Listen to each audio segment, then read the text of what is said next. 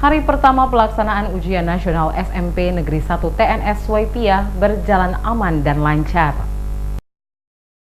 Hari pertama pelaksanaan ujian nasional tingkat SMP sederajat Senin 23 April di Kabupaten Maluku Tengah berjalan aman. Tidak ada kendala menyangkut soal maupun lembaran jawaban. Jurnalis DMS Media Group yang meliput pelaksanaan hari pertama UN di SMP Negeri 1 TNS Waipia berlangsung mulai pukul 10 waktu Indonesia Timur dan selesai pukul 12 waktu Indonesia Timur. Pengawas UPT Pendidikan Kecamatan TNS Waipia Serci Lilufna membuka sampul lembaran soal bahasa Indonesia sebagai mata pelajaran yang diujiankan. Selanjutnya oleh guru pengawas dibagikan kepada siswa untuk mengerjakan soal dimaksud. Jumlah siswa SMP Negeri 1 TNS Waipia yang mengikuti UN tahun ini berjumlah 127 siswa. Sarci Lelupna, pengawas UPT Pendidikan Kecamatan setempat, kepada DMS Media Group usai membuka sampul soal mengatakan hari pertama UN di sekolah yang ada di Kecamatan TNS Waipia berjalan aman dan lancar. Lelupna berharap kondisi ini terus terjaga hingga hari terakhir pelaksanaan ujian nanti.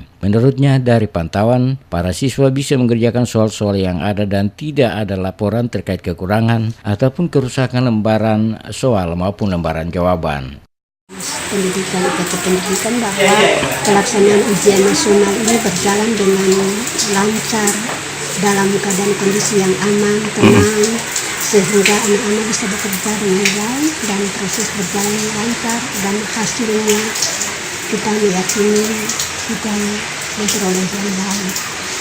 Kepala Sekolah SMP Negeri 1 TNS Waipia J. Lulufna menyebutkan siswa yang mengikuti UN tahun 2018 sebanyak 127 orang. Ia menjelaskan berbagai persiapan UN terprogram secara baik karena tujuannya agar capaian target lulusan memenuhi standar nilai kelulusan yang ditetapkan. Dalam kaitan dengan pengawas, Lulufna mengatakan dilakukan secara sistem silang murni di mana sekolah yang bersangkutan diawasi oleh sekolah lainnya.